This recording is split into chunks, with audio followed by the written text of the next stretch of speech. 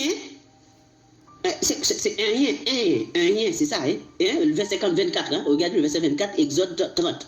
Et un yen d'huile d'olive, d'huile d'olive. C'est-à-dire ils ont mis un petit yen l'huile d'olive dedans. C'est-à-dire l'huile d'olive là n'est pas l'huile d'onction.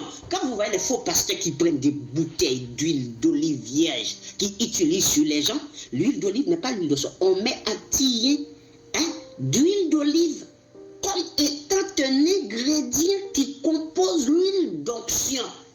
Je répète, un yen d'huile d'olive, c'est-à-dire des petites gouttes d'huile, ok? C'est l'un des ingrédients qui compose l'huile d'onction. Donc l'huile d'olive n'est pas l'huile d'onction. Donc si un pasteur utilise l'huile d'olive disant que c'est l'huile d'onction, ce pasteur a un problème. Il a un problème. Donc voyons, on va continuer. Vous voyez, notez les ingrédients s'il vous plaît, mes bien-aimés. Un yen d'huile d'olive, verset 25. Tu feras avec cela une huile pour l'onction sainte. Une huile pour l'onction sainte. Qui donne la composition de l'huile? C'est l'Éternel lui-même. L'Éternel lui-même donne la composition, les ingrédients de la composition de l'huile d'onction. Et un yen d'huile d'olive, c'est l'un des ingrédients de la composition de l'huile d'onction. C'est-à-dire l'huile d'olive là ne peut pas être l'huile d'onction. Les pasteurs démoniaques, démons là qui utilisent l'huile d'olive comme étant l'huile d'onction, vous êtes à côté de la plaque. Et d'ailleurs, c'est parce que vous êtes des faux pasteurs, c'est pour cela que vous faites ça. Un yen d'huile d'olive. On met un yen d'huile d'olive dans la composition, c'est-à-dire c'est un ingrédient, un ingrédient de l'huile d'onction qu'on met dans l'huile dans la composition pour composer l'huile d'onction ici là. Un yen d'huile d'olive. Un yen d'huile d'olive. Ok. Continuons. Tu feras avec cela une huile pour l'onction. Cette composition de parfum, selon l'art du parfumeur, ce sera l'huile pour l'onction sainte. C'est-à-dire, cette huile d'onction a une odeur, une très bonne odeur.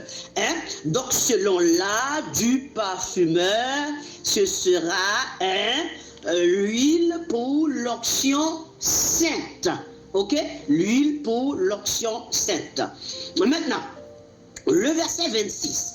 Tu enlèveras la tente d'assignation.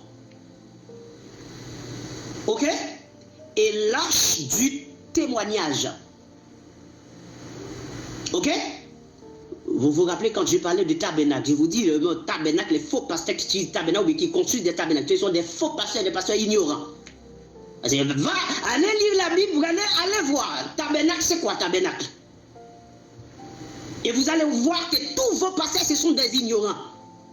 Des faux pasteurs. Et des gens qui ont été à l'école, mais qui sont des ignorants. Comme dit Ésaïe 56, le verset 9 à continuer, ce sont les bêtes des champs, bêtes de la forêt. Ok. 1. Tu prendras la tente d'assignation. 2. L'arche du témoignage, le verset 27. La table et tous ses ustensiles. Le chandelier et ses ustensiles. L'autel de parfum. L'autel des holocaustes et tous ses ustensiles, la cuve avec sa base. Donc on oint tout ça avec l'huile d'onction, bien composée avec les ingrédients donnés par Dieu lui-même. Et pas oublier ce qui m'intéresse dans cette histoire-là, c'est parce que l'huile d'onction là, parmi les ingrédients qui composent l'huile d'onction, on a un yen d'huile d'olive. Un yen d'huile d'olive. C'est-à-dire, l'huile d'olive en soi n'est pas l'huile d'onction. Donc, ne vous laissez pas déverser, inonder, et renverser et parfumer avec de l'huile d'olive, soi-disant l'huile d'onction. Je vis un monsieur qui, soi-disant, consacrait son fils et comme pasteur ou je ne sais quoi. Et le monsieur là, on versait de l'huile. C'était une bouteille d'huile vierge. Vous voyez, vous en France, là, vous qui êtes en France, vous avez les bouteilles d'huile vierge là qui coûtent bien cher là. Bon, ce sont des huiles qui sont les plus chères. Et le monsieur, il a juste enlevé le bouchon, il commence à verser. Il verse. J'imagine tous ces vêtements de ces jeunes hommes-là. Même ces sous-vêtements remplis de l'huile. Et après, non, mais je n'arrive pas à comprendre les hommes. Je ne vous comprends pas. Avec l'huile d'olive.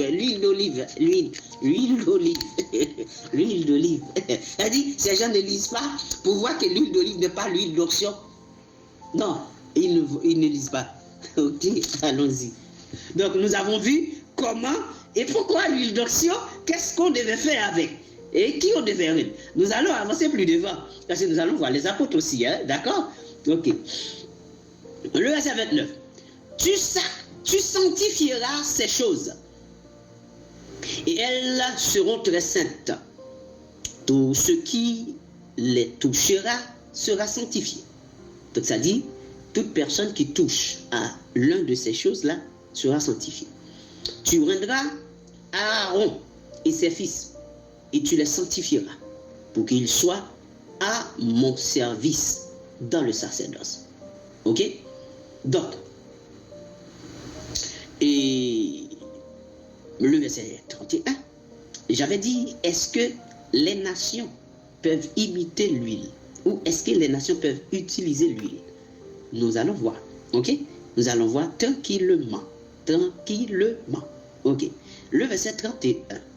Tu parleras aux enfants d'Israël et tu diras, ce sera pour moi l'huile de l'onction sainte. Comment? Regardez le texte, hein? Parmi vos descendants. Point. Je répète. Ce sera pour moi l'huile de l'onction sainte. Virgule. Parmi vos descendants. Point. On n'en répandra point sur le corps d'un homme. Et vous n'en ferez point de semblable. Dans les mêmes proportions. Elle est sainte et vous la regarderez comme sainte. Je répète le verset 32. On n'en reprendra point sur